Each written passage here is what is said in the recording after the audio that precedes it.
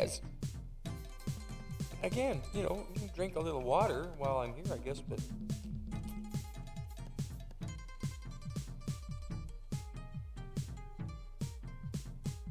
you see, they're still looking at each other. They're going, "Hey, do you know what's going on?" And the other one says, "No." And the other one says, "Hey, I just went around. There's nothing. How are we going to get in here? Or what are we doing?" The other one's going up on top of the water thing on the left. Well, what is it? And then this one's going, "Where? Where's the food? Where? Where?" This was working great for the first little bit, eh? It was. But because it has plastic separator fins kind of that hold the 6 portions inside, eventually the rats will find out how to get up inside there and start nibbling on those plastic parts until little bits of crumbles fall through, and then they get more aggressive and start nibbling more until the holes are bigger, and so that the food that isn't come through yet is now coming through. And I noticed that and got it right away. I went to the hardware store and got some really thin aluminum sheeting, and I made little panels that glued onto the plastic that ended that for good for the rats. However, I didn't like the fact that it was aluminum, even though it wasn't really, I guess, contaminating her kibble. I know aluminum's not good for you. Anybody that lived through the 70s and used aluminum pots has probably got dementia or dead by now. We used them. I was a kid then, but I got right out of aluminum around the age of 20, 21, 22. I ran into these HEP people, they called themselves. They said, "Oh, we're HEP. We know what's going on." They told me all about it, the aluminum poisoning thing, and how everybody was getting poisoned with aluminum, giving out people Alzheimer's and dementia, and basically, you know, destroying people's lives. So I stopped eating out of aluminum around the age of 21 or 22 and never, ever, ever went back. So anyway, here's Kittycat. 1916 in 24-hour time means 7:16 at night. Because they just go from the 12 to 13 instead of 1 o'clock.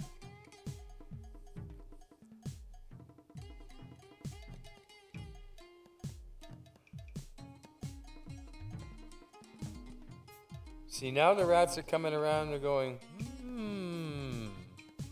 I think he's going, I still don't see any, he says.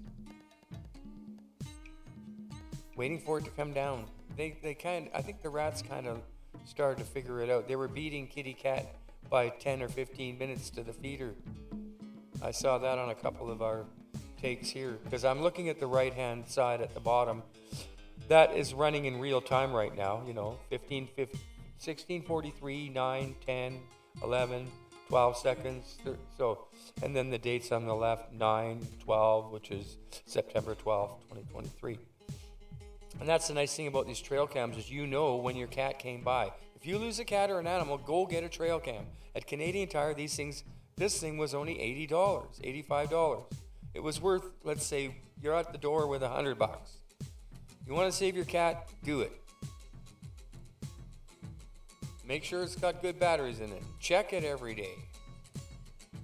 I mean, you wouldn't go to that extent unless you were serious anyway, right? It's not about hunting. It's about monitoring the area.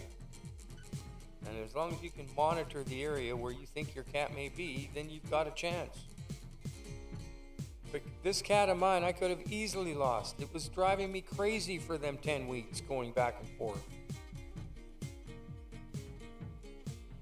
But every time I'd look at this footage, it just feels so good that it was working. My efforts were working. Hooray. I wasn't screwing around with any nature here or any animals. No traps, nothing. The food was not just sitting out waiting. However, later on in the year, just before I caught Kitty, a couple of weeks, 10, 12 days before, no, I think it was 2 weeks or something, maybe even a little, maybe 14, 15, 16 days, whatever, before I caught her. small bear started coming around. It was the nose of it looked not much bigger than a dog's nose, right? It was a small bear, but it was big enough to lift that stuff out of the way and just dump it out. And he was taking apart the feeder, and then I brought chains out which weighed about 30 pounds, and I draped them over with chains on and everything to keep it chained down. Still notice, hey, somebody's here just booting it over or what? And I'm thinking, well, wait, if it was a person, it wouldn't go to the extent of emptying out all the food and finding out how to get the food out of it. But it ended up actually pulling the carousel wheel right out of the thing on the last time it worked. And then I had to feed the cat by hand, every day on a daily basis. I kept the cameras out there, but I was thinking before it gets too cold, and then all of a sudden it started raining like crazy, so I had the umbrella out there too. This is actually before the bear got it. The bear knocked it over a couple times, but I was still able to go and set it back up until right at the end where the bear just demolished it. I've got the footage. It was a small bear, a baby bear kind of, I think it was probably about 1.5 years old at best. Probably the cub of the mother that I think they killed up at French Beach last summer because, scaring campers out. Campers are more important than the wildlife, so, you got to get in there and make sure you kill the bear, which I don't agree with, but it would seem that would be the words to say.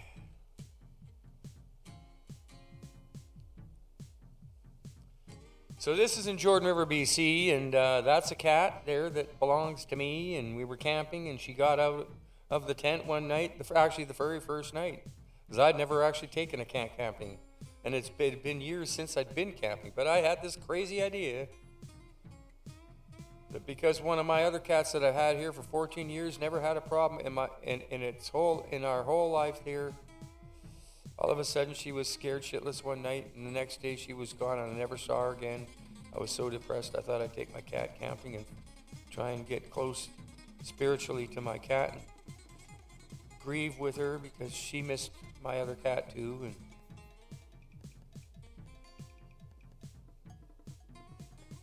you can call me crazy, but I'm not, okay? Yeah, call me crazy. You think I'm nuts, don't you? I bet you do. Anyway, here we go. The rat... You can see his tail. Yeah, now they figured out. See, they're going up and inside. Yeah. And they're nibbling away on the plastic fins at this point. Just started to. Over the next several weeks, I ended up, within a couple of days of this, noticing this on the trail cam. I got the fins fixed with those little pieces of sheet aluminum I cut. But aluminum is not a good thing. I just couldn't find stainless steel, or I would have used stainless steel. So, anyway, here we are. She's looking at the camera. She knows the camera has something to do with her food, and she recognizes the food. See, she's looking, she's going, what? She's wondering, what the hell? She's looking right at the camera. The camera, it might have my scent on it. And there's no food in it right now because she's early. It's only 18:24, which is 6:24. And at this time in September, it wasn't coming on till 7. I started out earlier when the sun was coming up earlier, but as the morning started getting later, I started adjusting it to the morning time and setting the other time to 12 hours difference. Or a little less than 12 hours difference, actually. 10 and a half hours difference.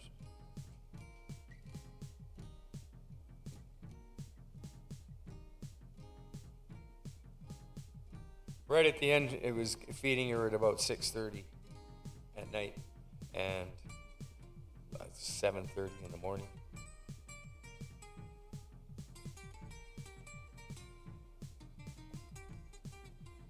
I had to keep adjusting it as the days got shorter. Anyway, here's what I mean. You can see the two little logs underneath on underneath the plastic pipe by the bowl on the left there against the bucket because they fell out. Somehow I had them in there and it was propping everything up. So I finally figured out how to fix it anyway. I got a nice big piece in there, and you'll see it coming up on later videos. That prevented the water spout from touching the ground floor of the dish. See there? Well, that's why the water won't come up, because it's gravity feed. You can't see it right now, but there's a big bottle on top of that planter on the left. It's a big 1 gallon glass bottle for apple juice. And it sits at it sits up there. Just a little hole in the top so it sits in there, and then the ABS pipe comes out of the bottom of that and then down into the dish. And the way I joined the ABS up to the glass bottle was with a kind of a rubber hose connector thing that actually just fit over the glass and then fit over the ABS, and I used a hose clamp on both sides, and it was great.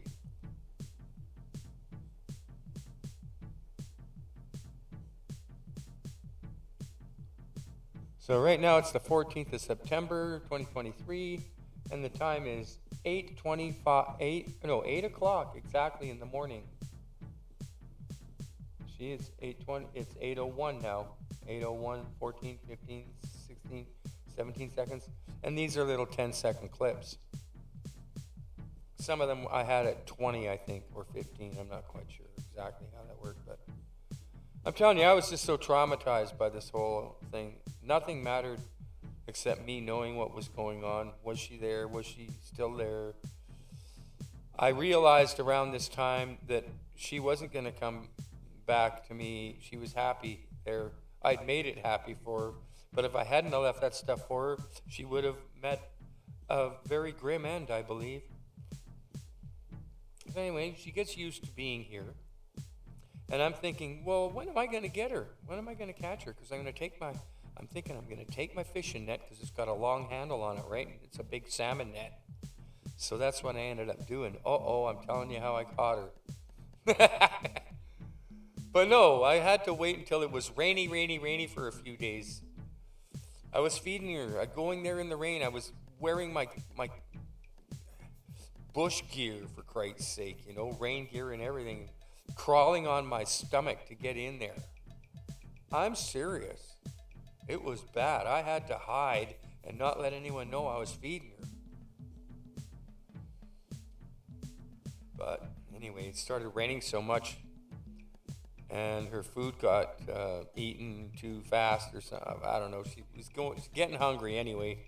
The last time I was there, I went and checked the camera, and I noticed, hey, this is only 5 minutes ago. I can see Kittycat. She's sort of looking towards where the car is, and now I can't see her. And I'm thinking, hey, she's right around here. And I called her, and all of a sudden she started meowing. And it was raining, and she was soaked. And it was right there where you see the feeding station. It was the umbrella on top, keeping it all dry. But it was so cute. She came back, and I stood away from the feeder while she came up to it. And I said, hey, how you doing, Kittycat? And I just waited. I gently let the net sit on top of the feeder with the handle I'm holding it, and it's just sitting there still, so that when she came and she started eating the cat food, I just swooped down real quickly over and caught her with the salmon net. And then I pulled her back up in the net and carried her in the net all the way out to the car and got her in there and put her in the cat carrying cage, because I brought that too, because I was expecting her to be feisty. And well, she was definitely crying a lot, meowing all the way home. Most of it, she was so traumatized. So anyway, this is it. We're just about coming up to the end of this clip now, and whoa. I haven't said any swear words or anything profane, so I think this is going to be our cut here, and yeah, starting to really get used to these videos, making them and stuff, So hopefully you guys are liking this, and you'll support my channel in one way or another if you can, and keep watching. And I'll keep putting up these videos. This is West Coast Dennis for now, saying, see you next time.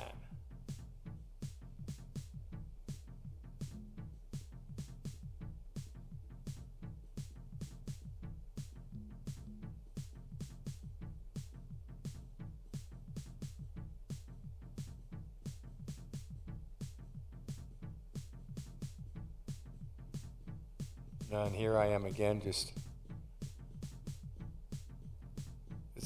I finally came, okay, just setting it up back so that the camera's looking at it all again.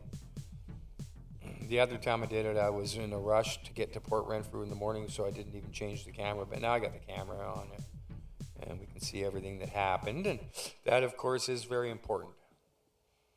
But I ended up buying the other two cameras just so that I could have them point in different directions to see which way she was going every night. I was trying to find where she was sleeping, but anyway, I didn't find that, but I did get her back. So anyway, see you next time. Bye.